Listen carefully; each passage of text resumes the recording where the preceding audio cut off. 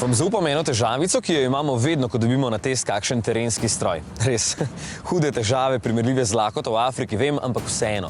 Kam naj grem testirati takšen Hilux, če je tisti gozd zaščiten, tale njiva od lokalnega veleposestnika, bližnji poligon od politika in tisti travnik tamle pod nadzorom nekih ekofanatikov, ki so pred 10 leti opazili nekega metulja, pa ga zdaj itak več ni. Povsod same omejitve in prepovedi. In mi tistim, ki takšne stroje dejansko potrebujejo za svoje delo, ne moremo dati pametnega nasveta. Kdor išče, ta najde.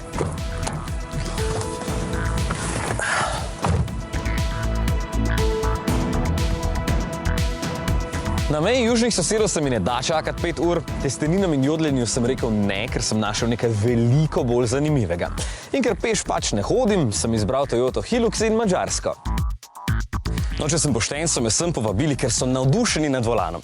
Mimogrede, Madžari volanu pravijo korman ali pa tudi kar volan. In ker vejo, da nisem takoj zadovoljen, so me povabili v tole 200 let staro obnovljeno graščino, da preverim, če je primerna za spanje. Pa mislim, da bo kar okej. Fajn zgleda, tudi s kuhne že fino deši. Za zvečer pa so mi obljubili žar, če ne bo deževalo. Joj, ne deževati. Ampak najprej pa teren. No, na blato pa sem prišel v Šomoč Babot. In tole ne bo samo še ena blatna kopel, ampak prava off-road avantura, ker je poligon velik kar 150 hektarjev. Komaj že čakam na vse vzpone, blatne luže, kamenje, pesek. Pravzaprav pa je tole šele začetek ultimativnega off-road terena za vse ljubitelje terenske vožnje. No, priznam, da sem prišel sem preveriti svoje sposobnosti, ker bo med 1. in 4. junijem tukaj 31. off-road festival, pa da si ne naberem sramote, moram malo preveriti teren. Halo. Halo. Istok. Hi, Laslo. Laslo, okej. Jaz vedno pravim, da je treba izkoristiti vse prednosti, ki so ti na voljo. Zato imam tukaj kar očeta madžarskega terenskega dirkanja Lasla Papa. Okej, und das ist okay? Das ist okay, ist geradeaus. Okej. Mi bo gotovo znal pomagati, ker svetuje madžarskim vojakom in se po tem poligonu seveda preganja s prototipi terenskih vozil. Ja, alles okej.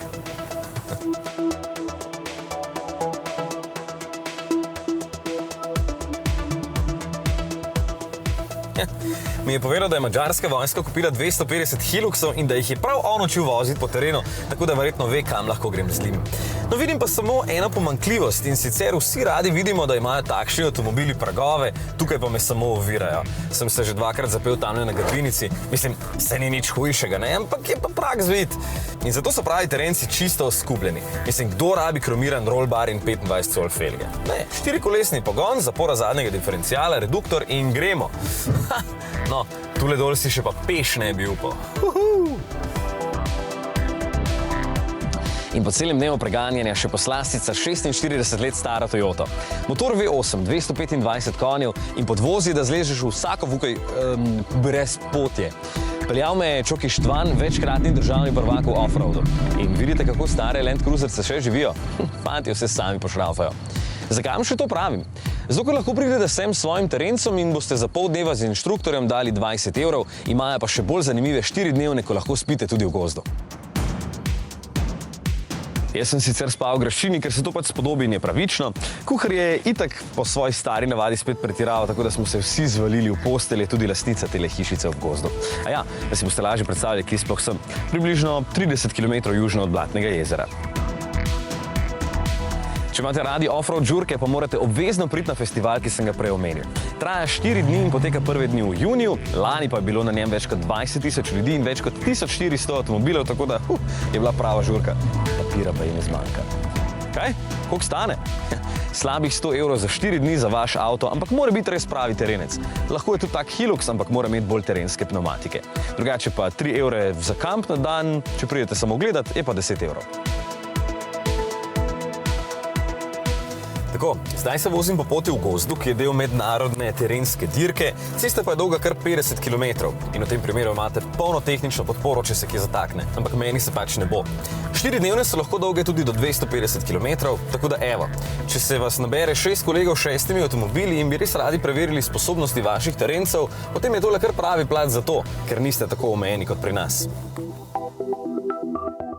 No, jaz pa zdaj ugotavljam, da ta zapora zadnjega diferencijala pri novem Hiluxu res prav pride, ker je teren tak, da je veliko kamnov in peska, pa je včasih lahko eno kolo v zraku in še vedno gre čez čisto normalno.